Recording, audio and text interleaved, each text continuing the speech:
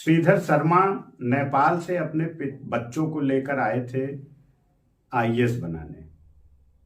श्रीधर शर्मा को लगता था कि मेरा बेटा अधिकारी बनेगा तो मेरे कष्ट दूर हो जाएंगे, लेकिन बेटा बन गया इंडिया का मोस्ट वांटेड और 1 लाख का इनामी। नमस्कार, क्राइम स्पॉट में आपका स्वागत है। मैं डॉक्टर वरुण उपाध्याय आज आपके लिए ले आया हूं एक मोस्ट वांटेड की कहानी। जी हाँ, ये मोस्ट वांटेड कोई और नहीं बल्कि पूर्वांचल का इकलौता अपराधी है जो अभी तक एसटीएफ की नजरों से दूर है। 1 लाख का इनामी विश्वास नेपाली। श्रीधर शर्मा अपने परिवार के साथ नेपाल से बनारस आए थे कि गंगा की लहरें उनके दुखों को काटेंगे, लेकिन उनको क्या पता था कि कपिलेश्वर गली के जिस मकान को वो किराए पर लेकर रह रहे हैं और बड़ी ही इज्जत के साथ वो अपने परिवार के साथ गुजर बसर कर रहे हैं, एक दिन उसी गली से उनको बेआबरू होकर जाना पड़ेगा।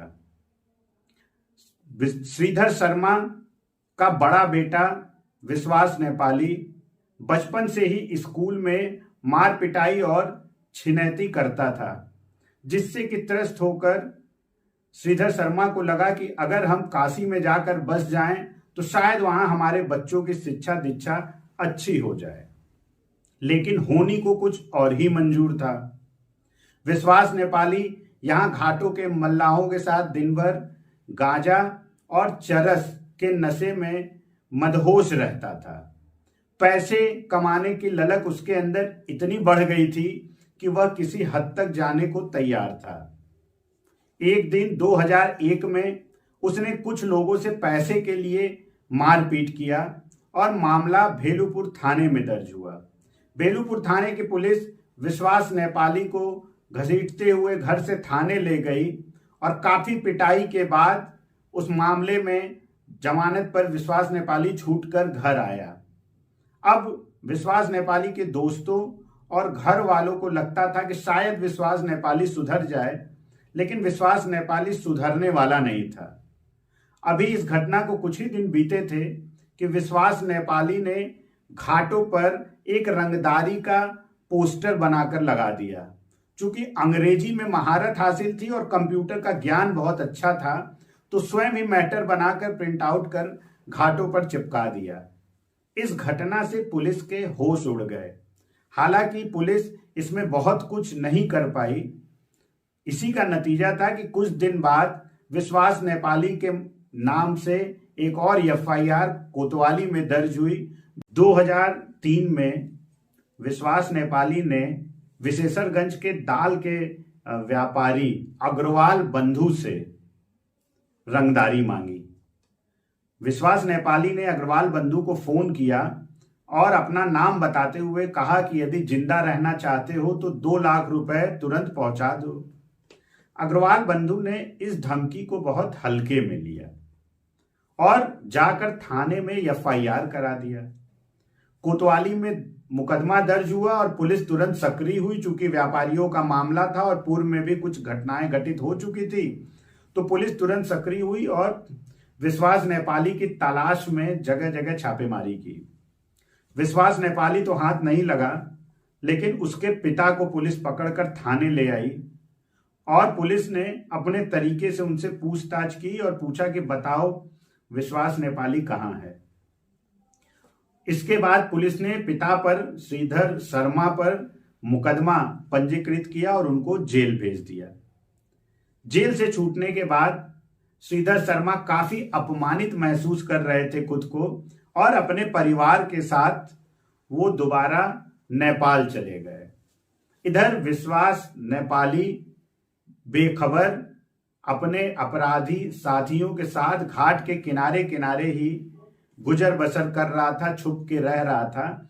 लेकिन उसके मन में इस घटना को लेकर, इस घटना से आक्रोश था और वह अग्रवाल बंधुओं से इसका बदला लेना चाहता था।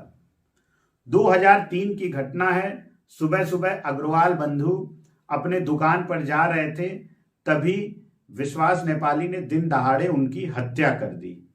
इस हत्या से विशेषरगंज के व्यापारियों में काफी आक्रोश था। आक्रोश के साथ साथ विश्वास नेपाली को लेकर भय भी था।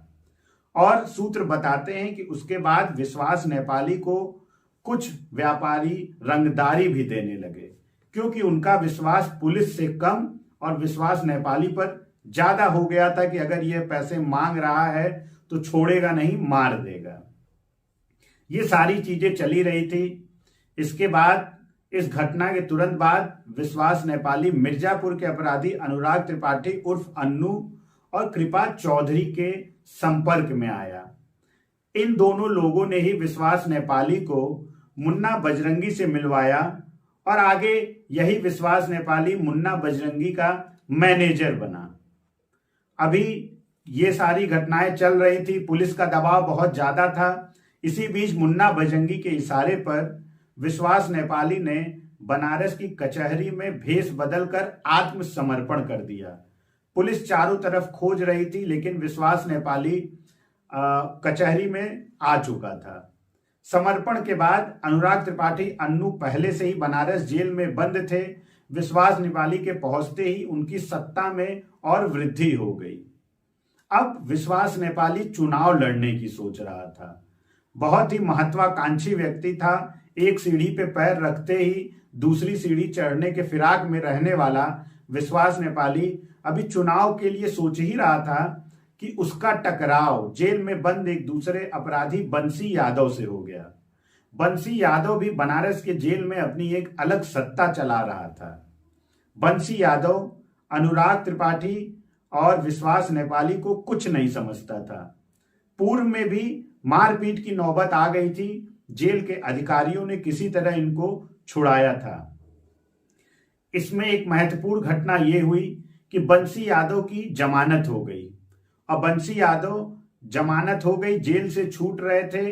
अभी वो जेल के कर्मचारियों में मिठाई और फल बांट रहे थे, तभी अनुराग त्रिपाठी अन्नू और विश्वास नेपाली के गुर्गे आए और जेल के बाहर की गेट से अंदर हाथ डालकर गोली चलाने लगे, जिसमें बंसी यादव मारा गया। बंसी यादव हत्याकांड से अब मुन्ना बजरंगी को लगता था कि उसका नाम और भी अपराध की दुनिया में ऊपर हो गया है। अब उसके पास एक नहीं, दो नहीं, बल्कि 3-3 मजबूत शूटर थे, जिनसे वो किसी भी कांड को अंजाम दिलवा सकता था। इसके बाद मुख्तार अंसारी ने मुन्ना बजरंगी को 2005 में कृष्णानंद राय, विधायक कृष्णानंद राय की हत्या की सुपारी दी। सुपारी क्या देंगे? मुन्ना बजरंगी मुख्तार अंसारी का ही शूटर था, तो एक तरह से कहा जाए आका ने एक काम सौंपा। मुन्ना बजरंगी की मदद में विश्वास नेपाली भी AK-47 लेकर घटना स्थल पर मौजूद था, जिसमें विधायक कृष्णानंद राय और 6 अन्य लोग मारे गए, जिसके संदर्भ में 2005 में चौबेपुर थाना में मुकदमा भी पंजीकृत है, जिसमें विश्वास नेपाली 50,000 का इनामी है और फरार है।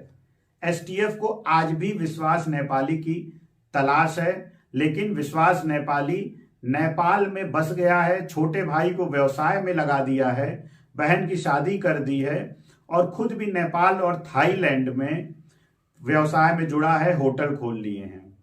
पुलिस सूत्रों की माने तो विश्वास नेपाली विगत 10 वर्षों से भारत न आया, न उसका कोई संपर्क रहा। विश्वास नेपाली न ही किसी अपराध में इन 10 सालों में सक्रिय रहा। लेकिन हमारे सूत्र बताते हैं कि पूर्वांचल के आज भी सफेद पोश जो विश्वास नेपाली और मुन्ना बजरंगी जैसे लोगों के यहाँ जाकर नतमस्तक होते थे, वो अभी भी विश्वास नेपाली के संपर्क में हैं और संबंध बनाए रखे हैं। सवाल है कि आखिर यह 1 लाख का इनामी मोस्ट वांटेड विश्वास नेपाली कब STF के रडार पर आएगा? आखिर क्यों ये STF से बचा हुआ है? पूर्वांचल का इकलौता अपराधी जिसने पूर्वांचल में बहुत अपराध किए लेकिन पुलिस की पकड़ से दूर है।